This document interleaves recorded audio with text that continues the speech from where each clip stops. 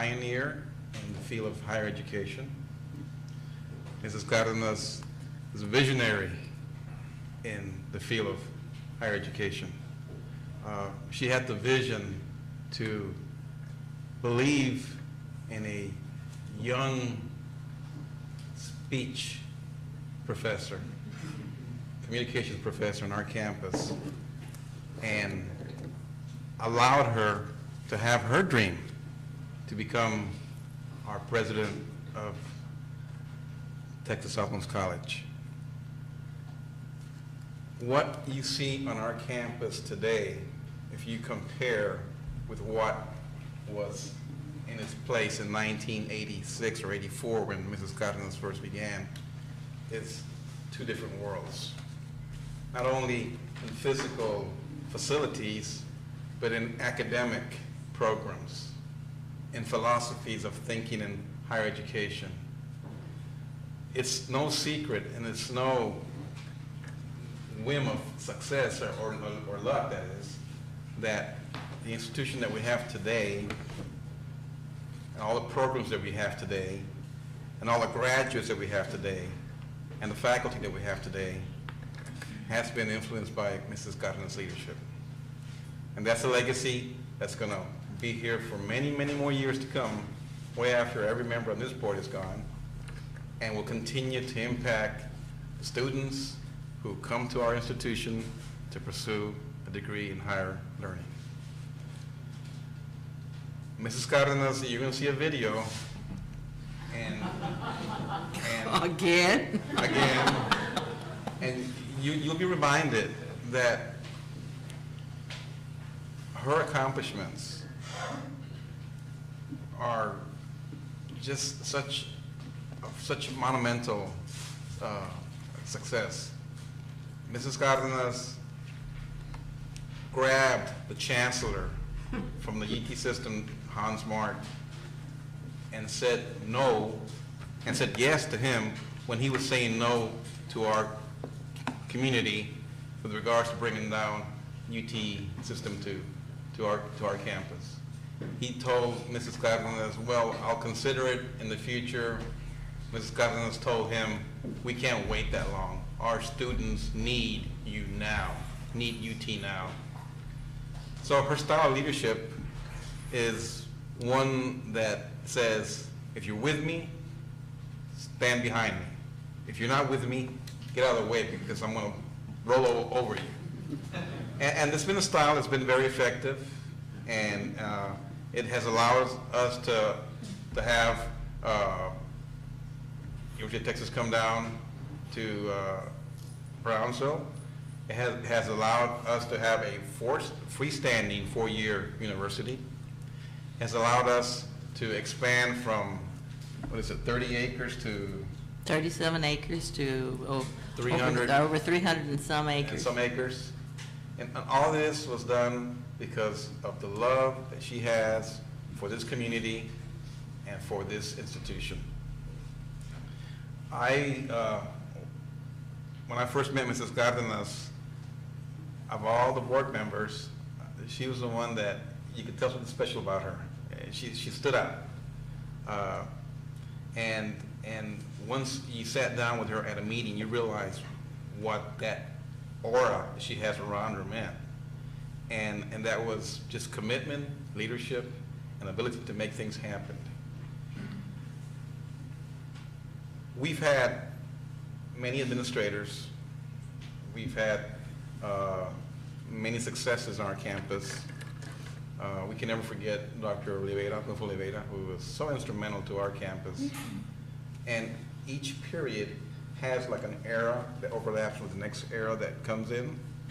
And the Mayor Rose Cardenas era, which extended for 21 years, was so productive that we look at all the graduates that have come before us, and then as time passes, they've become the leaders of our community.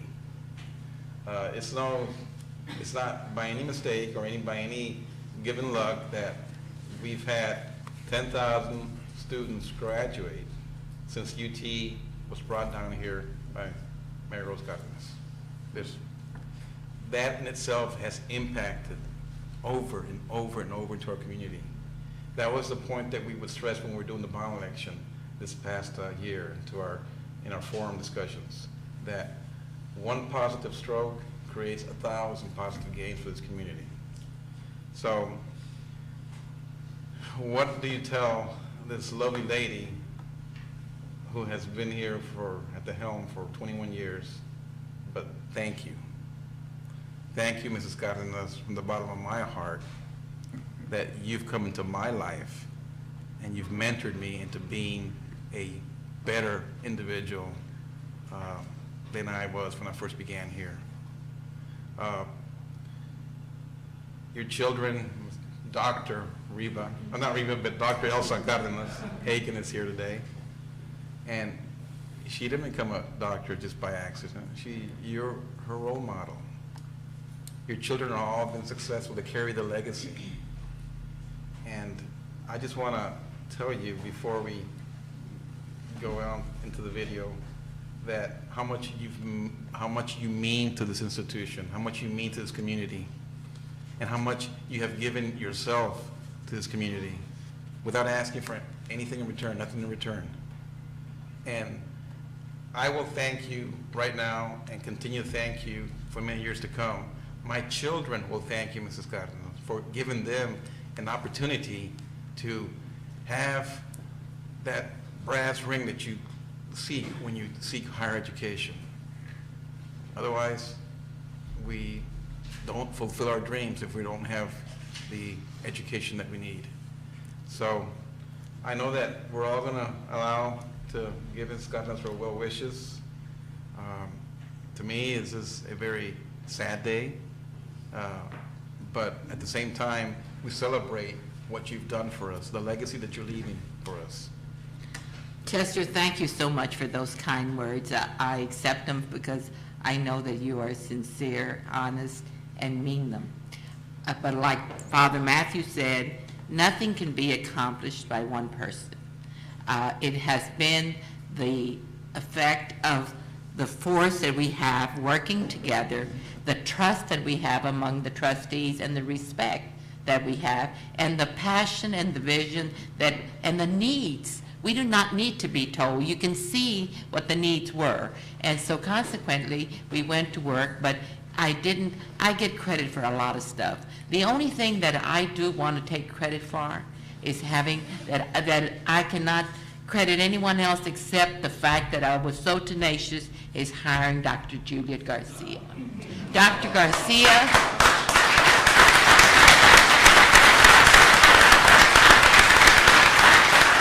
the community here was telling us Roberto Rodriguez had the good foresight of naming me chair of the select committee, and I'm not modest in any way, because it's the honest truth.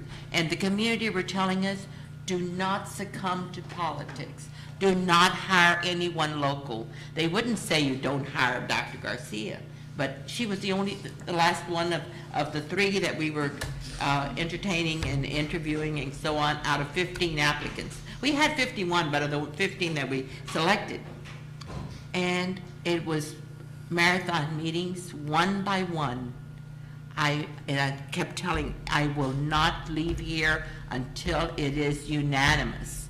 And I made them fold because it was Gene Eckhoff and I mean, and it was a big, big battle for weeks and weeks and weeks.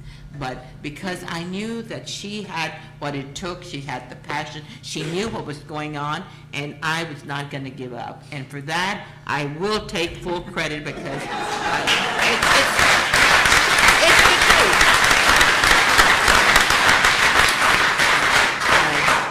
I have been very blessed and honored and to have been a part of this organization. I have received much more from it than I have given. Just by all the stuff that you credit me for, and I have enjoyed the relationships that I have, the friendships that I have, the fact that everyone on this board right now has been someone that we have solicited.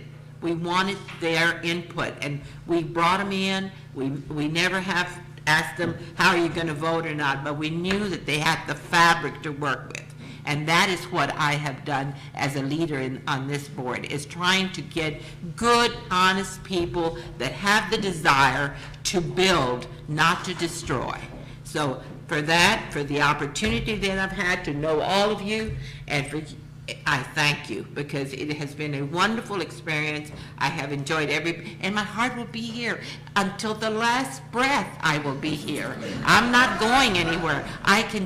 You need someone that is going to help you. You're going into a new era. You're going to have $68 million to spend, and you need someone that's going to be able to give it what I gave it 20 years ago. So thank you so much for this opportunity. I am not going anywhere. I'll always be a part of it, and I'm always going to give you my opinion, even if you don't ask for it.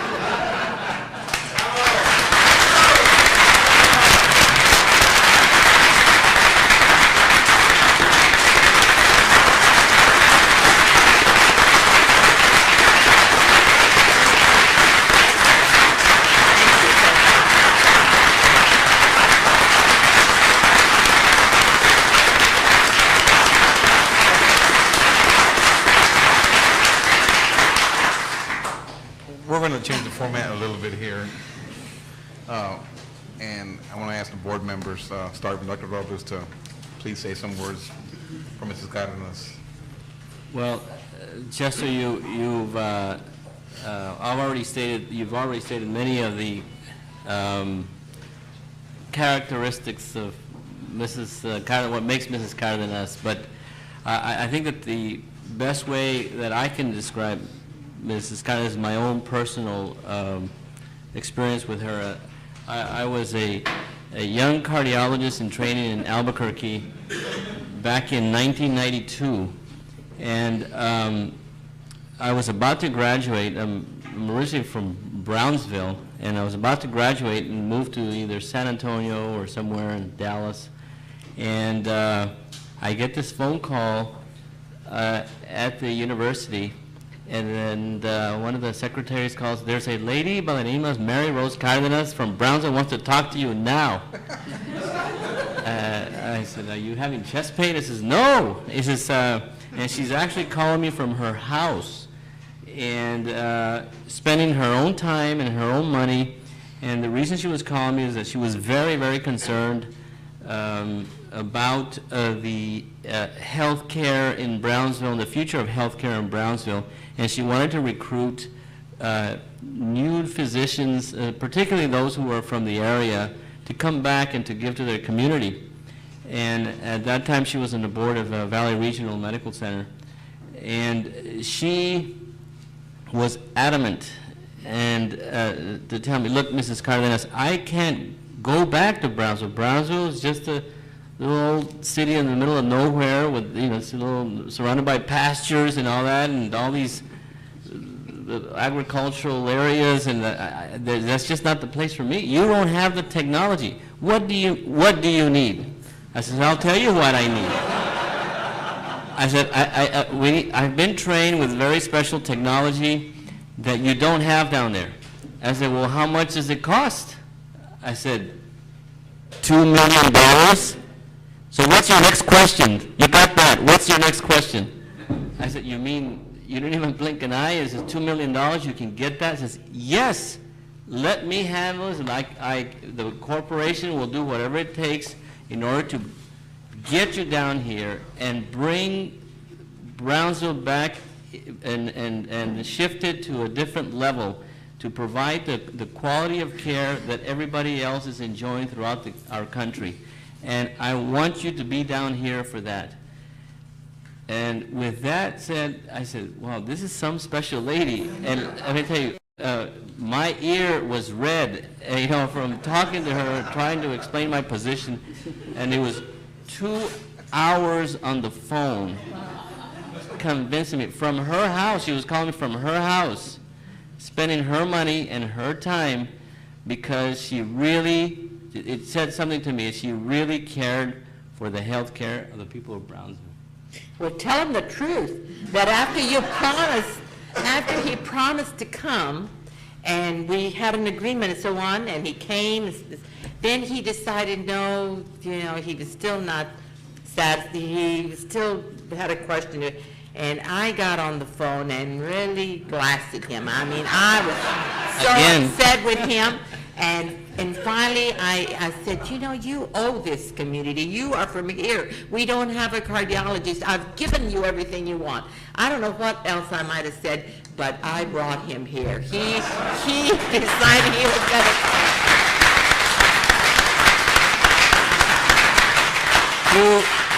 It's interesting, but 5,000 heart caths and over 2,000 angioplasties and countless open heart surgeries. and the lives you've And saved. this lady right here is to be thankful for bringing the people down, including myself, to develop that team and to provide the health care. When you're having a heart attack, you don't have time to call Houston or Harlingen or McAllen or anywhere.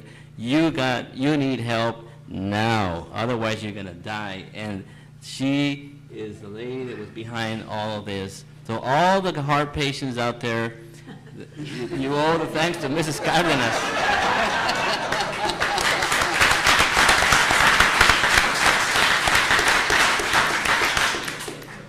Thank you, Dr. Robles. Mr. Campirano?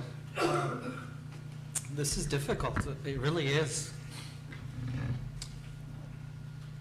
I mean, I know why I'm on this board. And Tell her I talked to you. I know it wasn't at the Vermilion, but At the dog track. Many years before you came on. and I grew up, my professional career was spent working for the city of Brownsville, so I obviously knew of the Cardenas family. And, as I grew older and I saw what they did for the community, my admiration always grew. But when I got to be on this board, I guess I saw a different side of Mrs. Cardenas. And I think that's the part that is so difficult to talk about. The only thing I can say is that, I love you dearly. You will always be with us. And none of us for a moment will ever believe that you will not be with us in spirit. And I know we're all on speed dial, so we will hear from you. Mm-hmm.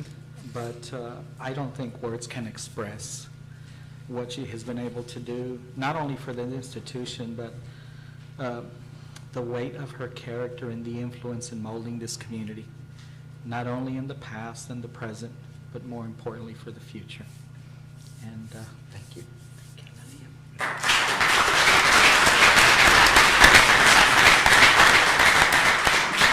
Mrs. Breedlove? I don't have words either. I first met Mrs. Cardenas, in the 80s when Mr. Cardenas sat on my husband's bank board, and thought, wow, this lady's into everything, and I really want to know her, she's always been a force. But, and we saw each other every now and then, not a whole lot, but different meetings that they would have, she would attend with Ray. And I, get a little bit more chance to visit with her and know her a little bit better, and she me also.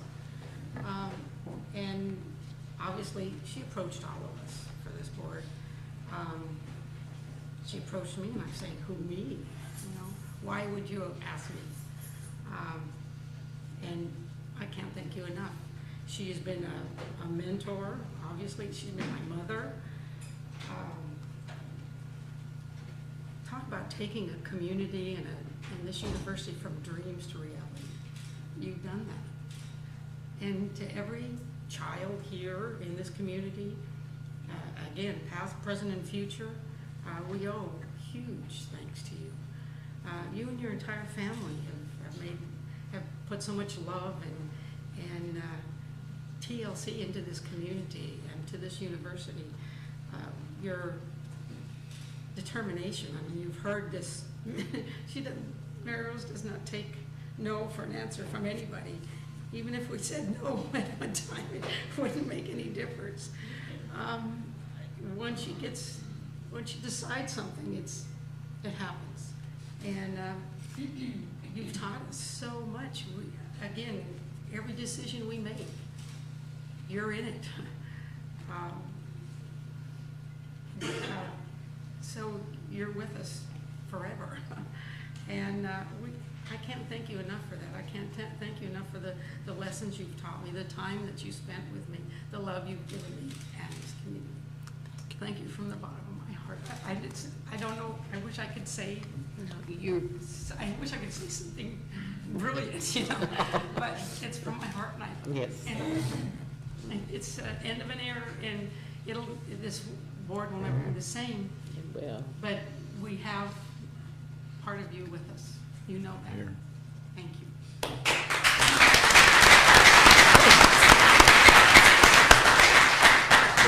Well, Mrs. C, I'm sitting here thinking, and I know at this table, I think I've known you longer than anybody, because except your daughter sitting there, I went to school with Reba from kindergarten through University of Texas, and I still remember my first memory of you bringing Reba to school and against her will and telling her everything was going to be okay and to get her butt in the classroom, and she did. And you know what? And Reba excelled, and all your kids have done well, and I'm proud to say that I'm friends with all of them. Through the years, I think the thing I've admired about you most is that you've come under some undue, unfair criticism from an element, unfortunately, of our town that has no respect for folks, and they've attacked your family, they've attacked you, and not one time did I ever hear you say, I'm going to back down, and because you could have bowed out, and maybe the criticism would have stopped, and maybe some of these things that were being written about you and your family would have stopped, but you stood up to them, and it never bothered, never fazed you one bit, and I'm so proud of you that you did stand up to that, and I will tell you, I remember one time sitting with a group of some of these people somewhere, and they brought up, somebody raised the fact that, well, she's just doing all this because she makes money off all this stuff. And I said, let me tell you something, folks. This woman has given more to that university. She's raised more for that university. And I challenge any of you to find anything that she's ever benefited from. She's never sold a car to that university. She's never done a darn thing to make a dime off her serving on that board. And that's, for me, has I'm going to miss, there's a lot of things that you've done, but I'm going to miss that person that I know I could always turn to and say, God, we need to raise money for something, because you never, ever said no to me, and nobody could raise money like you can. And I'm going to tell you right now, there have been other board members who've left this board, and they've said they're going to be around and stuff, and I'm going to hold you to it, because we still need your help. And you may be going off this board, but we're still counting on your help. And we're going to keep you involved, because it's like Ricky said, what are you going to do? You got to stay home all day, And we are counting on you to continue to guide us and to continue to help us. And we are looking forward to, and I'm looking forward to seeing you in the future. So while we may be saying goodbye to you as a board member, we're not saying goodbye to you as a member of our college community. thank you, thank you.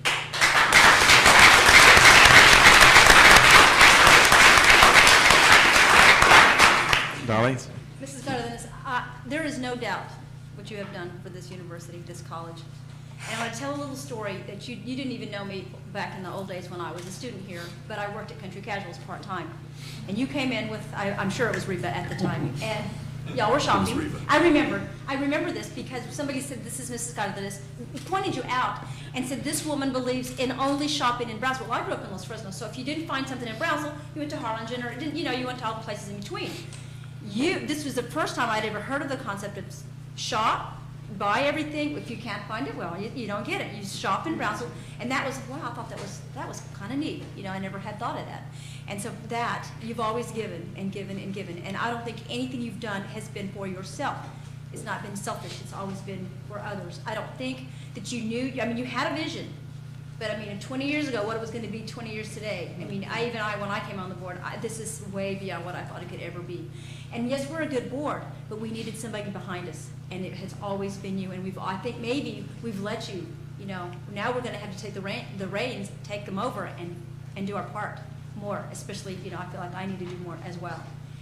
You have been great. You've been a great role model. I thank you for all you've done. I love you. Godspeed. Thank you.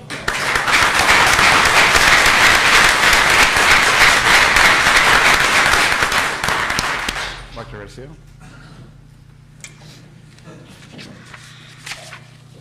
I had to write words.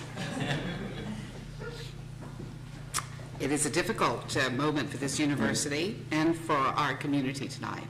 It does mark the end of an era, as has been said, an era of great importance for Texas Southmost College. 21 years of dedicated public service as a trustee by Mary Rose Cardenas. Who would have thought that what began in 1984 with a conversation at a dinner, Mrs. Cardenas, over the lack of leadership in our community would have turned into a 21-year mini novella?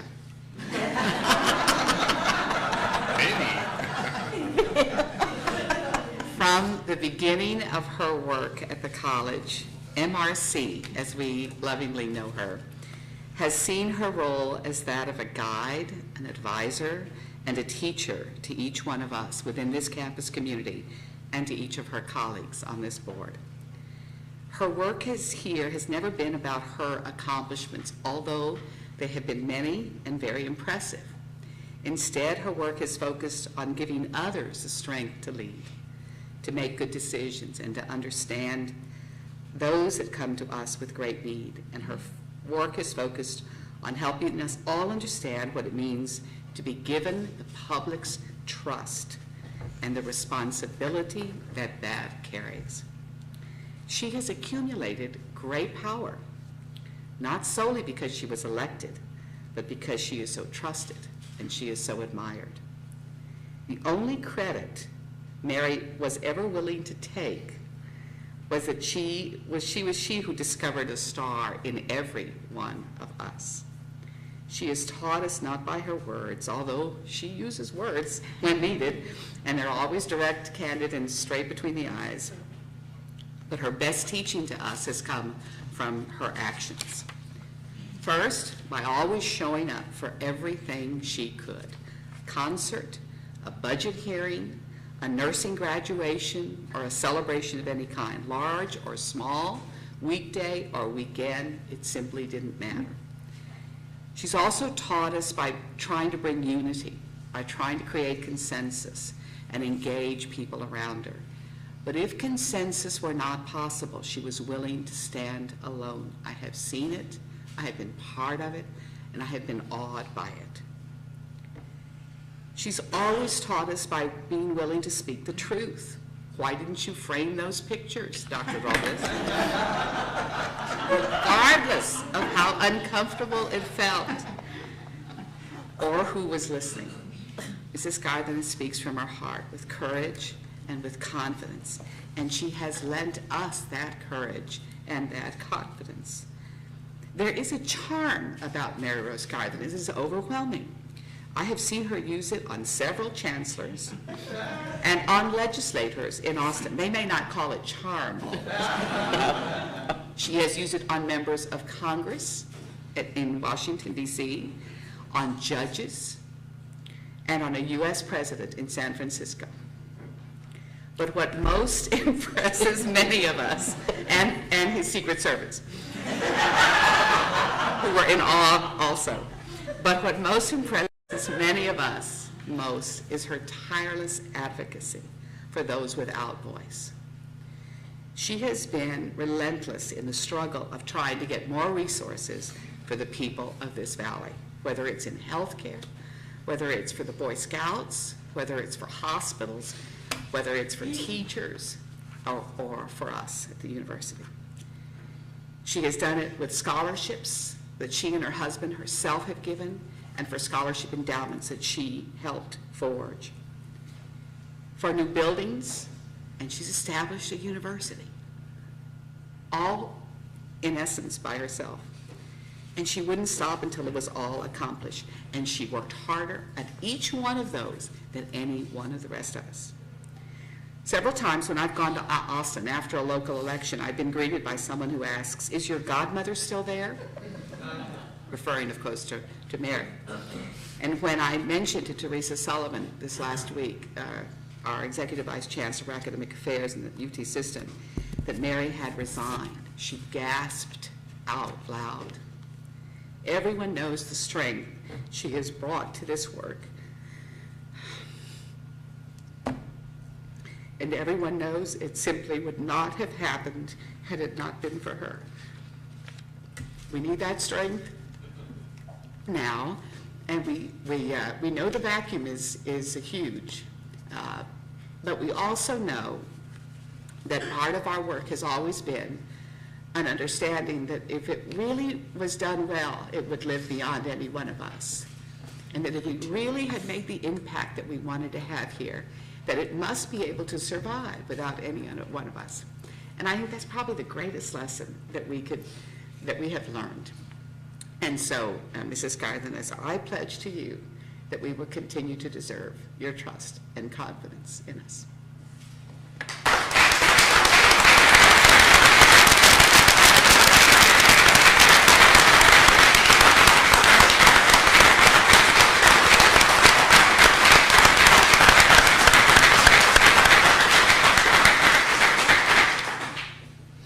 We're going to share a video history of Mrs. Cardenas with you at this time.